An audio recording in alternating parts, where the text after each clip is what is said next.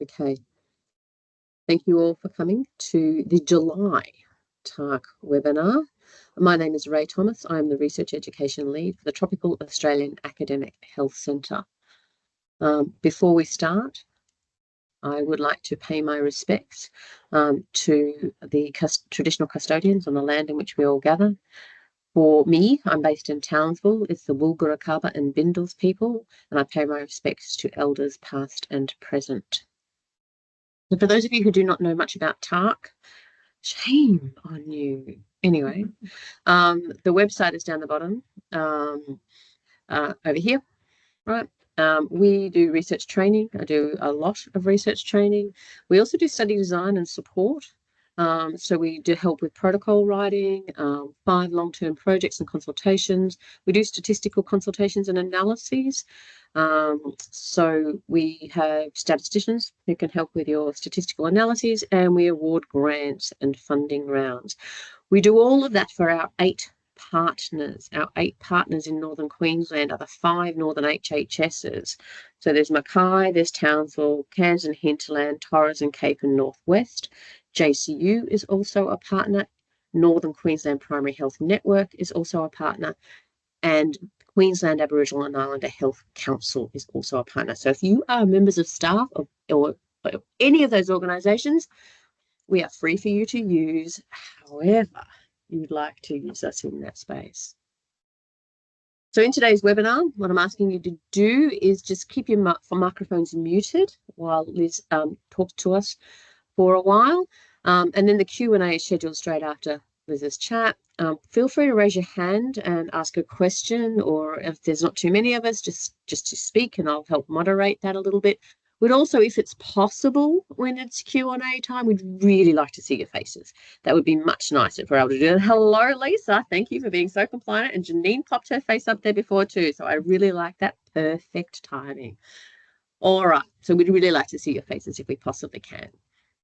Okay, but today's presenter is Liz Tynan. Liz is the head of the HDR Professional Development Graduate Research School at JCU, and she's here to talk to us today about giving a great oral presentation. And the reason that we've scheduled these talks is that a lot of you have been accepted to conferences around the traps in the last half of the year, and they're going to give these talks.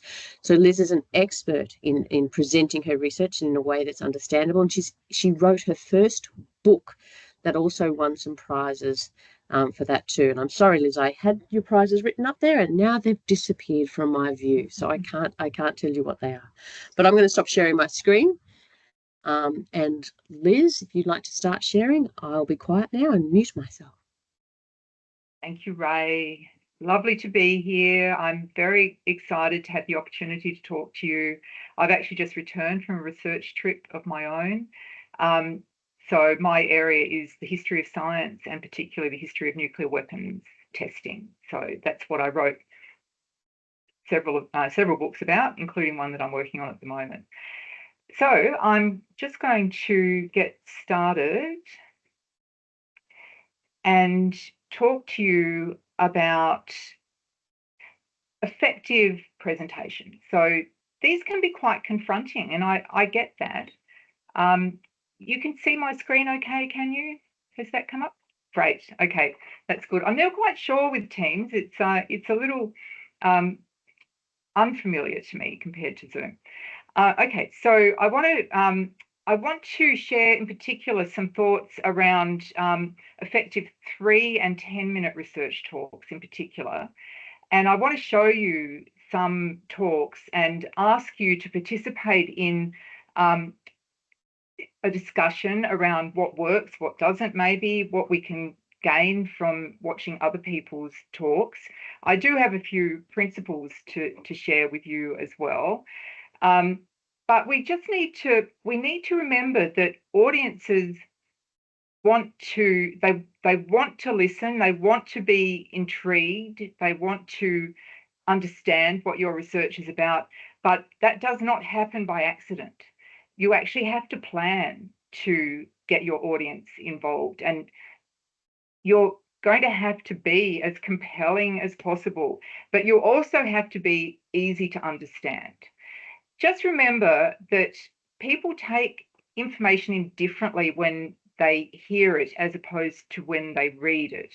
You can take a lot more in by reading, but you can't take quite as much in and you can't process it on the run when you're just listening. So an audience just needs to have the information brought to them so that it's easy to understand, and they're not going to be struggling with what you said 5 minutes ago, and meanwhile the carnival has moved on. You just have to make sure that you stay at the right pace for your audience. You should limit the amount of messaging that you do. You really, for a 3-minute talk, for example, it's only going to be one main message. Now, that may increase a little bit with the length of the talk, but you really should keep the take-home messages to a minimum. And one of the biggest mistakes is that people do try to fit too much in. They try to cram everything, including the kitchen sink, into their talk. But less is more is the old saying. And it really works, particularly in oral presentation. It absolutely works for you to keep your message rather pared back and to ensure that your audience is going to remember what you have said to them. And they will not remember if they are overloaded. No one likes to be overloaded in a presentation. So just keep in mind, and I will talk in a little while about the idea of empathy for the audience. It's important that you know who your audience is and empathize with them and ensure that you can give them information that is pitched at the right pace and the right level and the right volume to be able to keep them engaged in what you're saying. Excuse my voice being a bit husky, but I've been doing a lot of talking on my research trip. Okay, so also really important, you stick to the allocated time frame, and you need to rehearse to be able to meet the time frame. Just so you know, a 3-minute talk, and I'm not suggesting for one moment that you read a script, but just as a rule of thumb, a 3-minute talk is around about 500 words. And that hopefully will help you to plan. And that's based on the broadcast standard. I'm a former ABC broadcast journalist, and we were taught the broadcast pacing of 3 words per second. Now, the mathematicians in the group will know that 500 is a little bit less than 3 words per second. That would come out at 540. I find for this kind of work, you slow it down a little bit. You don't talk quite as fast as a broadcaster might. So around, say, 480 to 500 words is what you're aiming for a 3-minute talk, and then you can work out how many words that might be for a longer talk. That's actually quite a lot. You can get a lot said. You can cover territory in a 3-minute talk, and I'm going to show you a 3-minute talk shortly, which I think does it extremely well. You have to be sometimes ready to edit on the run when you're speaking, depending on the kind of talk that you're doing. Sometimes at a conference, you might get a warning. If you're participating in a 3-minute thesis competition, you'll get a warning. But you have to be prepared to modify your talk depending on how much time you have left. But it's really unprofessional to run over time, and it's uncomfortable for the audience. If they're expecting a talk of a particular length and it goes on for too long, then that can actually cause them to be a little anxious, and that's the last thing you need. So we'll just start with a few principles, but we will get on to some actual talks in a moment. But giving a presentation is rather similar to writing a professional document and draws on some of the same organisational strategies. And we really don't have a lot of time, and I've measured my own words to the amount of time we've got today to talk too much about organisational strategies. I did, before I started writing about atomic weapons testing, I wrote textbooks for Oxford University Press. One of them actually has a chapter on oral communication. Very happy to share that if that's of any benefit to anyone. And that will go into a bit more detail for those who want to pursue this topic a bit further. But generally speaking, a presentation is intended to inform, persuade, and promote goodwill. So these are the kinds of overarching goals that you're going to have in mind for your talk.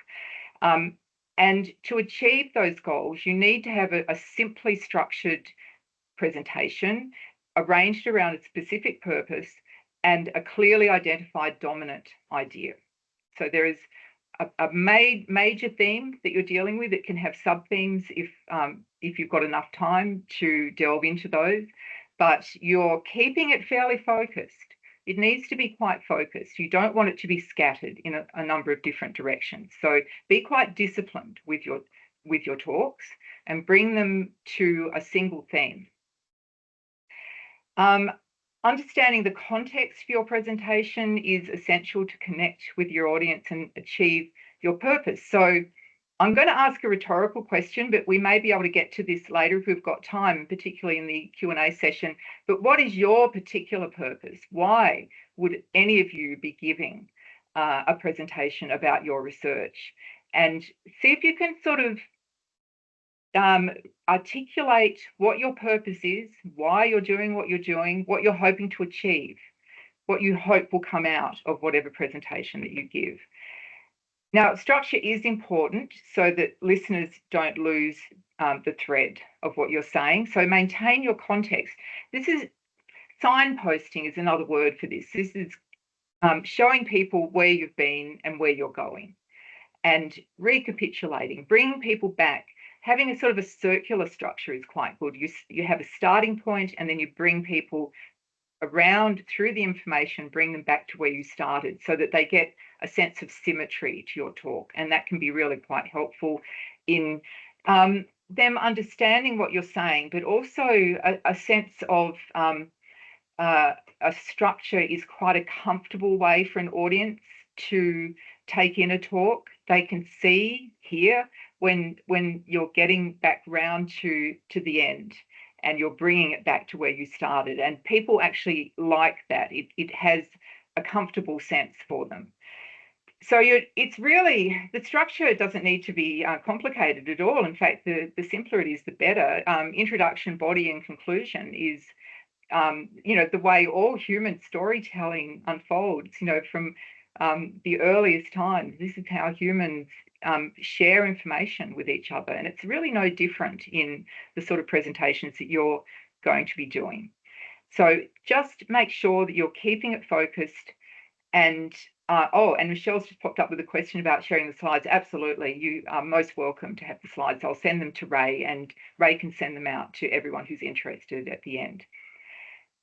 Just ensure that your ideas are highly relevant to your audience, whoever that audience happens to be. So you're going to be audience-centric. You're going to be thinking about who the audience is and what they require from your talk. What are they looking for? What sort of things can you help them to uncover about your own research? And just spend quite a bit of time understanding who that audience is.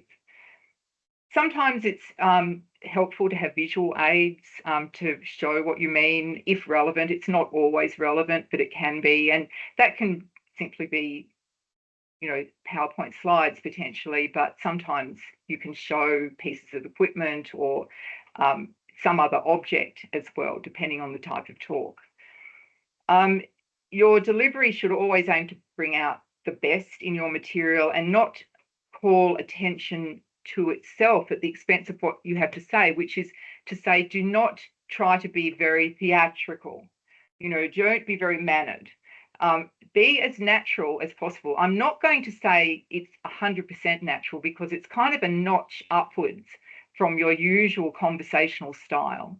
You are still reaching out to the audience, using your voice, using your personality to project outwards to the audience, but you're not overdoing that. I have seen some very theatrical presentations from time to time, and the audience spends the whole time being a little bit bemused by the theatricality rather than listening to the words. So that is not a way to go.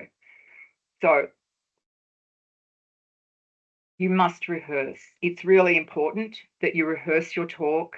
And these days, it's very easy to record yourself on your phone.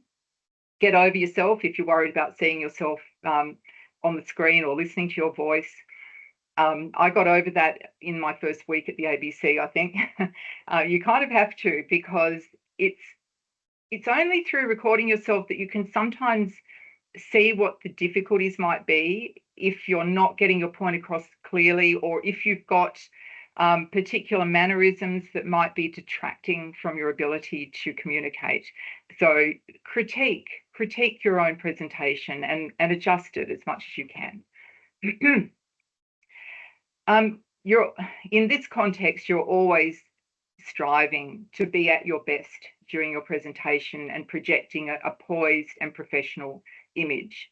So you're dressing well, keeping your hair nice, all of those things. I know they sound trivial, but it actually is very helpful if people can relax, confident that they are dealing with and they're listening to someone who is professional and well prepared.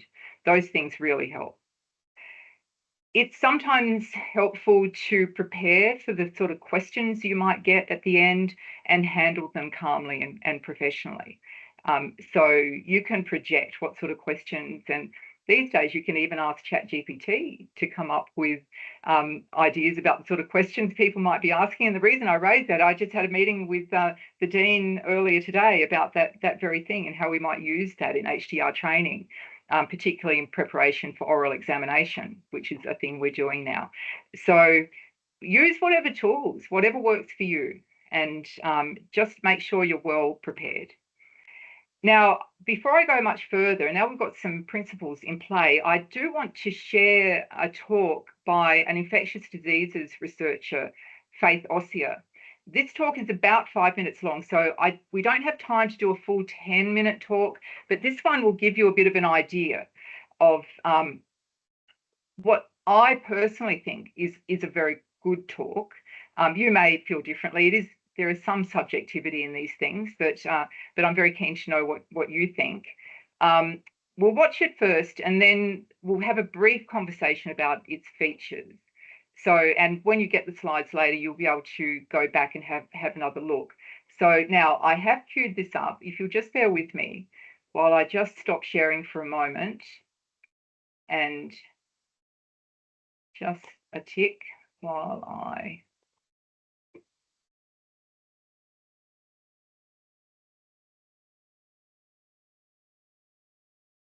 now.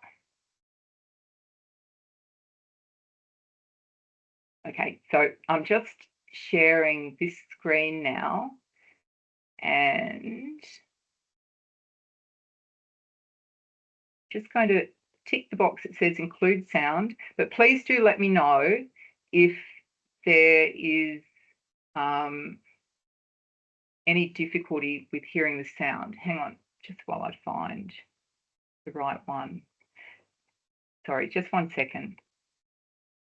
It would help if I had the right one queued up. Here we go. Let's try again. Here we go. Okay. Can you hear that?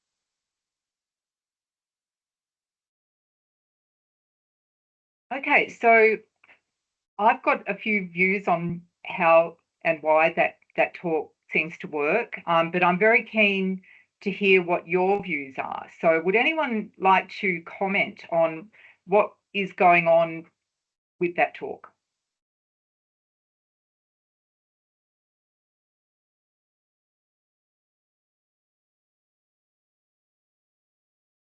Tilly. Oh, there's Tilly. How wonderful. Hi, Tilly. Hey, it's good to see you. Good to see you. Well, first image first.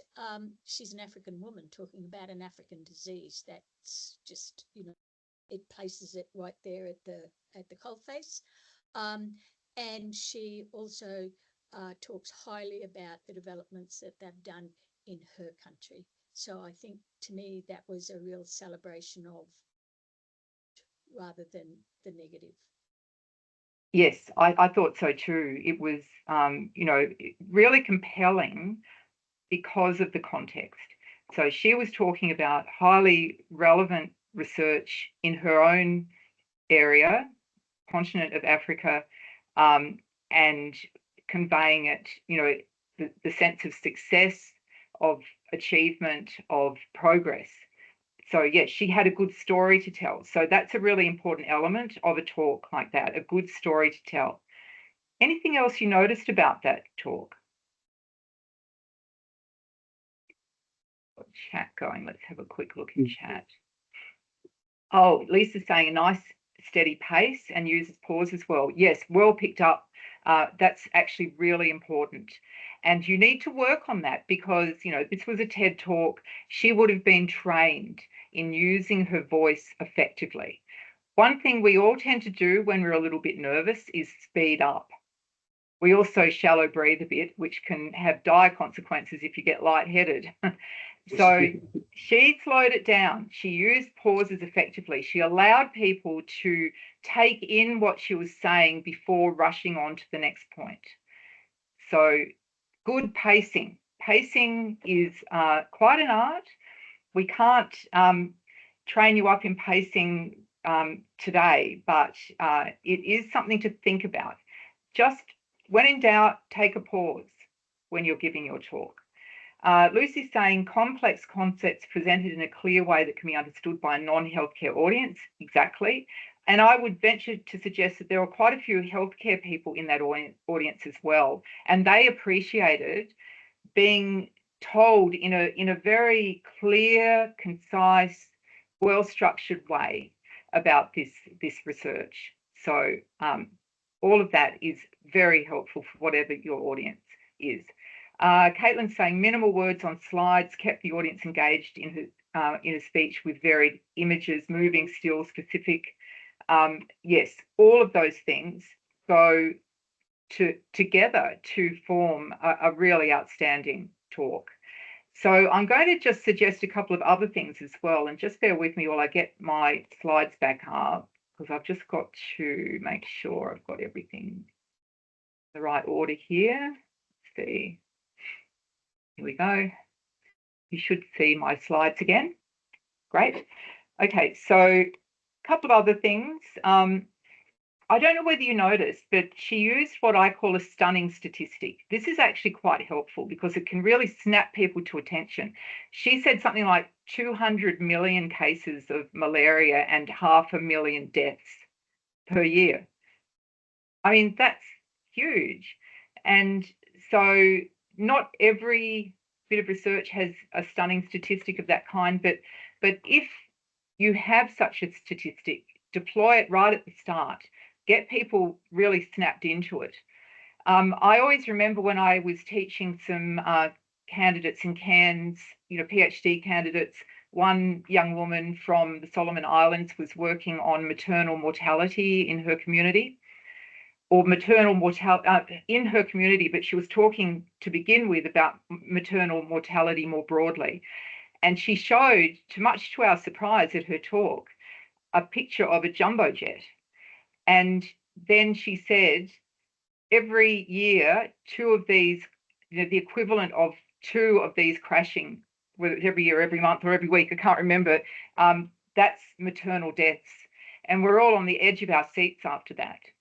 I'm happy to say she went on to do an absolutely brilliant PhD, and she's graduated and back at in her home country doing amazing work in her community. She was a very shy person, but she knew how to communicate her research. So you need to grab them at the start, whether with a statistic or some other thing that you know is compelling. It was so Faith Ossia's talk was well structured to take the audience through logical steps. I personally didn't feel lost at any time. I felt that I could keep up with what she was saying, even though this is not my field, but I had no difficulty keeping up. Notice she was not reading a script. Now, this is a bit challenging for some people, and I get that, but the very best talks are those that sound and appear to be spontaneous. Now, to get to that point of spontaneity requires quite a bit of effort. And I have no doubt at all that Faith put in quite a bit of time rehearsing. But she was able to make her talk arise spontaneously without it sounding forced, without it sounding memorized. It sounded natural, as though she was telling a group of close colleagues about her research, and without having to use notes or a script. That's the gold standard. It is difficult. And fortunately, these days we do have PowerPoint because we can't always keep a structure firmly embedded. And indeed, the words we want to say are not always firmly embedded. So use PowerPoint where it's appropriate for you to do so. But if you're able to talk, and with my own research, because I could talk about my own research all day without a script, that's my preferred way of presenting my research, is to have an audience give some stunning statistics to and then talk spontaneously about my research. And I've done that many times in all sorts of different forums. So strong, simple statements that the audience can immediately understand, such as the vaccines we have to date are simply not good enough. Now, that may seem like a slightly unscientific thing to say. However, it is grounded in the science, and it is the sort of point that makes people sit up and take notice, because she is defining a problem. So when you define a problem in very simple, clear terms, and then you go on to talk about how that problem might be addressed, then that is a very effective talk. There are some rhetorical questions in there as well, such as why, simple question why, and I think they help to frame the approach that she's taking. Now, I've mentioned voice. It's very important to have what is known as light and shade in your voice. Now, light and shade just means that the rises and falls of your voice are used effectively for emphasis. And you'll notice I put the emphasis on the word emphasis then. The opposite of that is monotone, where you just talk in the same tone all throughout and you don't ever rise or fall your voice. And people then don't have the cue that they need for the bits that are important. So you must practice bringing light and shade into your voice. Now, for those who want to go a bit further, I will share that I've got several bits of information that I can share through Ray later, including a part of a textbook where I talked about presenting like a broadcaster, which is quite a helpful thing to do, because broadcasters are taught light and shade as part of their training. And I wish that more researchers were taught the same, because it would really help for complex ideas to be more effectively communicated when the voice is being used as an instrument to emphasize the right things. So let's just start thinking about that. You might like to think about how that might work in your own presentation, how you can get your voice, as I said before, a notch higher than normal conversational voice. So you are conscious of using your voice for emphasis. And when you do that effectively, it can make a huge difference to how the audience takes it in. Slow and steady delivery. You're not rushing.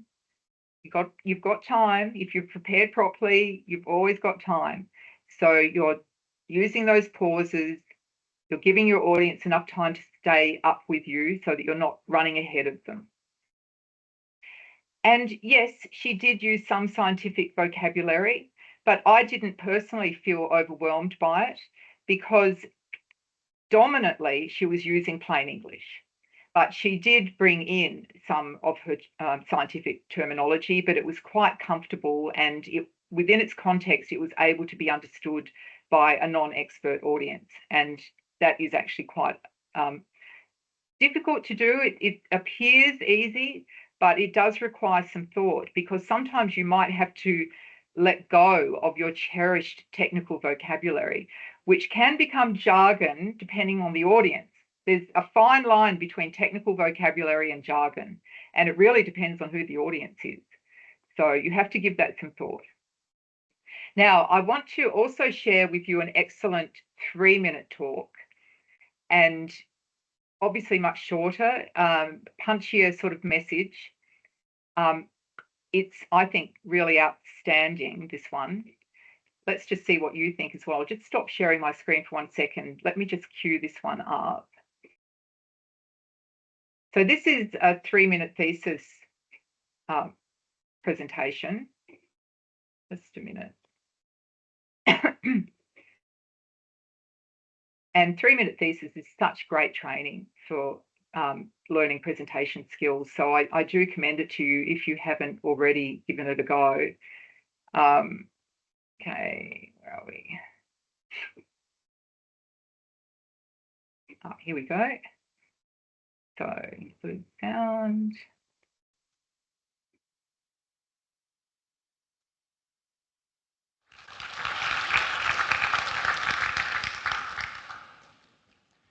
If I asked everyone here to think about the one sense that you couldn't live without, I'm willing to bet that most of you would have immediately thought of your sight. And that's because our vision and what we see plays such an integral role into how we perceive the world around us. Now, the tissue responsible for that is known as the retina. But what if I told you a specific part of your retina was to slowly damage as you age? What if this part of your retina was responsible for your color perception, as well as your central vision, and that this damage leads to your visual field looking like this? Well, this is exactly what happens in age-related macular degeneration, or AMD. This disease is the leading cause of blindness in the developed world. This disease costs the Australian economy up to $5 billion per year, and the most common form of this disease has no cure. AMD is a serious problem. Now, due to the many factors that are at play, therapies are very hard to come by. But I'm researching a potential gene therapy using tiny molecules called microRNA that are like the gods of gene regulation and have the ability to bypass this problem. How? Because a single microRNA can bind to multiple targets. So instead of controlling just the one gene, we're controlling its entire pathway. Instead of superficially cutting just the stem of the weed, we're ripping out the whole root. So in the case of AMD, we know that the inflammatory pathway plays a major role. So we've injected an anti-inflammatory microRNA into the eye, and what we saw was a decrease in genes responsible for inflammation, cell death, as well as a slowing in the damage progression of the retina. What we've now done is identified multiple microRNA that can each regulate pathways leading to AMD. And by injecting a cocktail of these molecules, we can slow the progression of the disease and hopefully halt vision loss. Now, I want everyone to look at this image again. Imagine living the rest of your life with vision like this. So the next time you're with your loved ones, study their faces, their every feature. Commit that to memory. Cherish that image. Because 1 in 7 of you will lose that ability if nothing is done about this disease. With the use of microRNA, my hope and my goal is that for millions of people, this image can become clear. Thank you.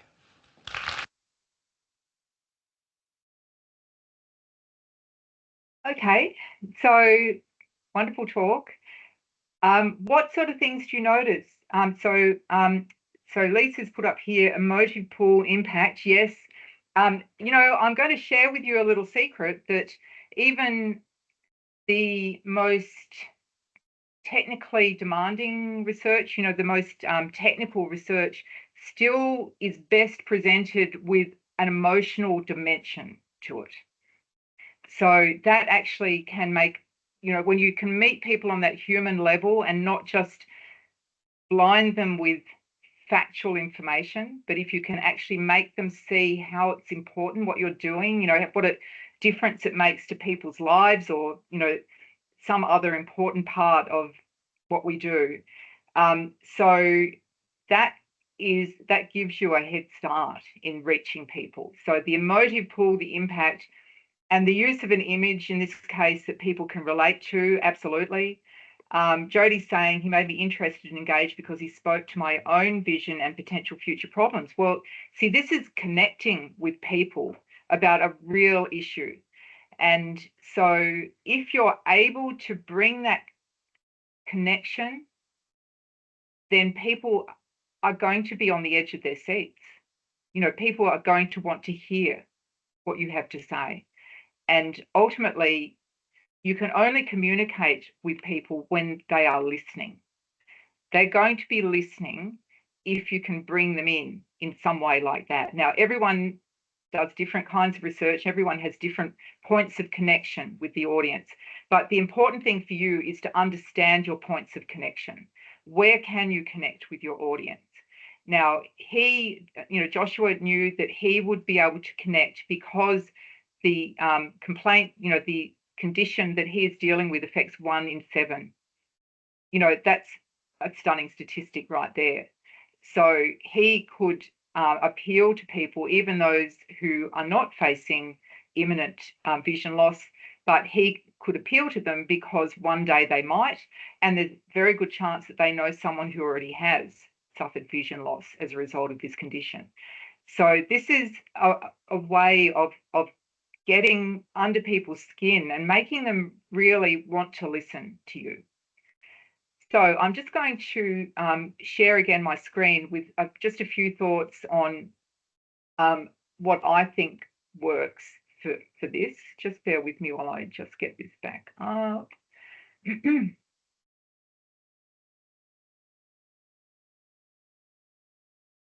Okay, so let's just quickly think about why Joshua's talk works, and you've already hit on some of those ideas. Like Faith, he's talking at a measured pace, not too fast, not too slow. And that's not by accident. That's worked on, that's planned. He's clearly rehearsed and prepared just enough material for the tiny little time frame of 3-minute pieces. He actually uses hand gestures quite well for emphasis. He's not overly dramatic. It's not big gestures, but it's just has no cure, which really drives it home. So that is quite helpful. There's a whole bunch of body language stuff that would be, too much to get into, but that does actually help. If you can make sure that your body language is adding to the message, not detracting from it. That's probably the main thing to understand. He evokes emotion, and that's already been picked up on well and truly. He personalizes the story, so he's speaking directly to his audience, many of whom have been or will be affected by the condition he's talking about. He makes people care about what he's saying. And he's not afraid to use some technical vocabulary, just like Faith, but most of his talk is in plain English. So I'm not among those coaches in presentation and communication who tell you must never use any technical vocabulary. You have to. You have to use the language of your discipline, but you just have to be careful how you do use it so that it doesn't become a source of alienation, so that it actually helps you to connect with your audience rather than build a barrier between you and them. So it's just important that you get that balance just right in your own talk. Now, I feel that we're probably getting close to the point where I'll have to stop. Ray, do I have a couple of minutes just to show one more short video? Yeah, okay. Because I just want to remind you, those of you who are old enough to remember Alan Alda, and for those who are too young, I still can't believe no one doesn't, some people don't know who he was. He was the star of a very famous television show called MASH. He was a doctor, he was a surgeon in a war zone. But after that ended, he got into science communication, and he set up the Centre for Communicating Science at a university in New York. And he used, and still does, acting techniques to assist people with their communication. So we're just going to watch part of this video. I just want you to see a couple of relevant things. Taking people who are not used to speaking about their research to an audience and are a little bit stiff and stilted, and breaking down some of the difficulties. So just bear with me while I just quickly show you just part of this video. So one moment, please. I'll just get it organized.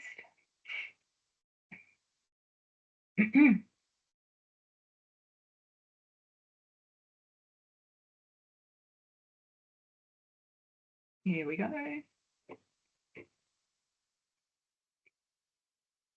this is something that you care about, and you care about it in a personal way. I take it, otherwise you wouldn't be working on it. So really let that come out, and even if you don't make all the points you want to make, Okay. see if you can just take a second and see if you can come up with that. All right. If all you can think back to when you were a baby, your favorite baby toy, chances are it's plastic. Make it more personal. Same idea, same idea. How could you make that more personal? If you had a baby and you... Why us? Why not you? Okay, I have a baby at home. And he has tons and tons of toys, and all of them are plastic. And in this plastic, a lot of times, is a compound called phthalate diesters. And these are plasticizers that make this toy into the little bulldozer or whatever it is that my son wants it to be. And when he sticks that bulldozer or that squishy toy into his mouth, these phthalates can move out of that squishy toy and into his mouth. In the same way, these phthalates are used to make all kinds of products that we use every day. And in the same way, they move out of that product and into us, into our toilets, our showers, and they move through the sewage system and into the marine environment, and that's where I come in. So after a few hours of these games, was there in fact a noticeable difference in these scientists' presentations? Take a look at these clips that were shot before a workshop and then after. We shoot neutral atoms at a sample. The neutral atoms deposit their internal energy onto the sample, changing the sample and then allowing it again to be developed, much in the same way as photography. You expose film and then develop it.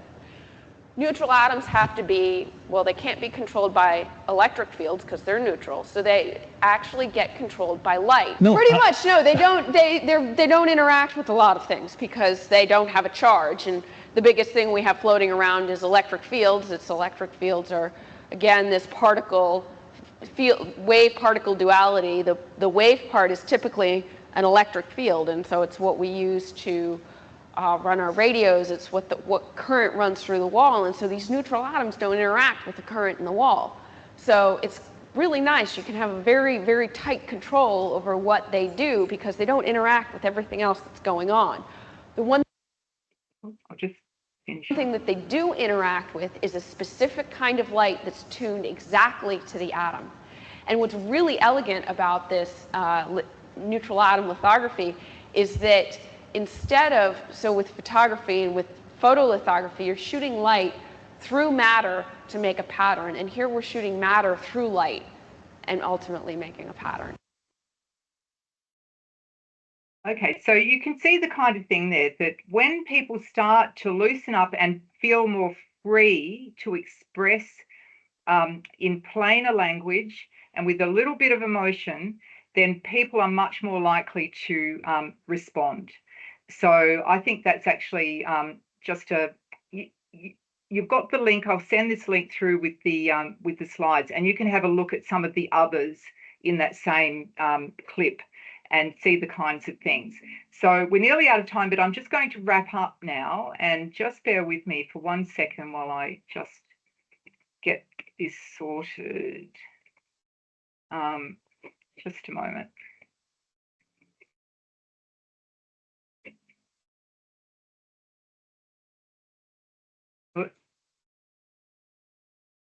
So just bear with me. Sorry. I'm still a little bit clumsy when it comes to sharing stuff, but here we go. Okay. So just summing up, empathize with your audience. And that's really what Alan Alda was getting at people, giving a point of contact between you and the audience. Think of what it's like not to know what you know. How would you like to learn about your stuff if you're just starting out? There's such a thing as the curse of knowledge, where we know so much about our topics that we forget what it's like not to know. But you need to do a thought experiment and bring yourself back to what it's like not to know about what your research is about, and use that as a bit of a guide. Make your audience feel something, not just think something about what you're saying. That can make a huge difference. Remember the jumbo jets crashing, maternal mortality. That was so powerful. Be calm but excited. about what you're saying. You love your research. I certainly love mine. You need to try and share that with your audience. Use those stunning statistics or memorable facts to grab attention. Finish strongly if you can and make the audience glad that they heard you speak. And remember from ancient times, let thy speech be better than silence, or be silent. So it's really a matter of adding value to people's communication. You're adding value by telling them about what you do, and you are giving them something to think about, something they can perhaps act upon, something that adds to their understanding of the world or the medical condition or whatever it is that you are talking about. So make sure that you are adding something to the lives of your audience. So I'm just going to stop sharing now and open it up now for any discussion and questions, whatever you like. That was spectacular, Liz. Thank you very, very much. That was brilliant. I'm still a little bit teary. Oh, well, there you go. The emotional connection, that makes a huge difference, I've found over the years. Michelle, do you have a mug? Any advice, what kind of slide to use for a one-slide talk? Oh, I've got heaps of advice about that because I coach people in 3-minute thesis. For a one-slide talk, which 3-minute thesis insists upon, but it's also quite useful for other kinds of things, you've got to see your slide as a visual cue and not in itself a source of information. So a big mistake people make is to load up their slide with lots of data or imagery or words. Don't do it. A single stunning image is what you want.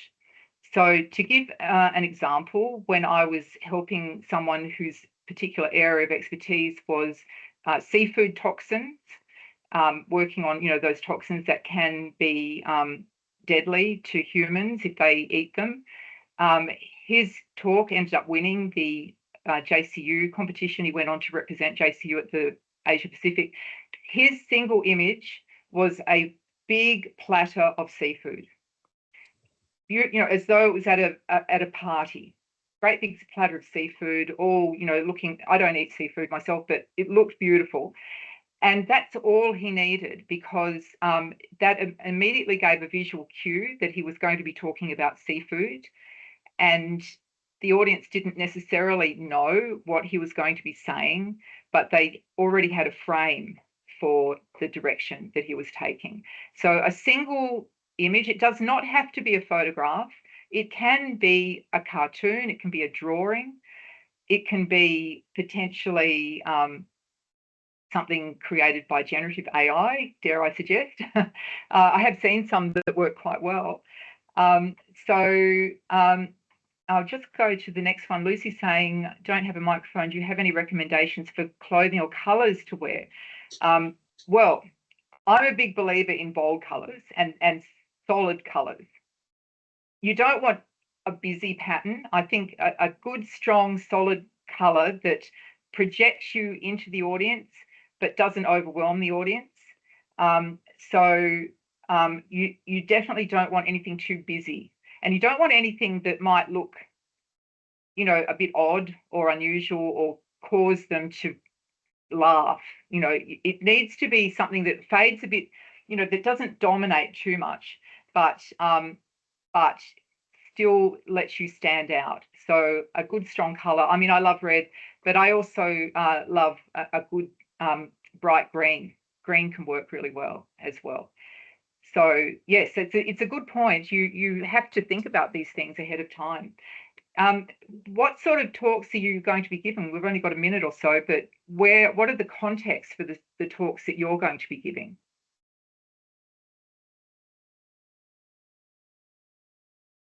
A lot of the people here might have. Oh, Jody, go for it. Sorry, I'm still on the presentation route for mine. Young people living with cancer in regional and remote areas. And is that to other experts in the field, or is it to lay people, or a mixture? Look, because of the depth of the research I did, probably most people, some of them are experts, yes, but they, the regional and remote perspective, even amongst experts, is not quite out there yet. I'm trying to emphasize the point that having to travel away for treatment it causes a lot of hardships for young people at a very formative time in their life. Well, there's immediately, a very strong emotional component in what you're going to be talking about. So that will, your audience, whoever it is going to be interested in what you have to say. So you've got a bit of a head start there. But from there, you just need to ensure that you structure it well, you don't overload them, you give them something to think about without them feeling helpless in the face of what you're telling them. And good luck, Jodie. Mm.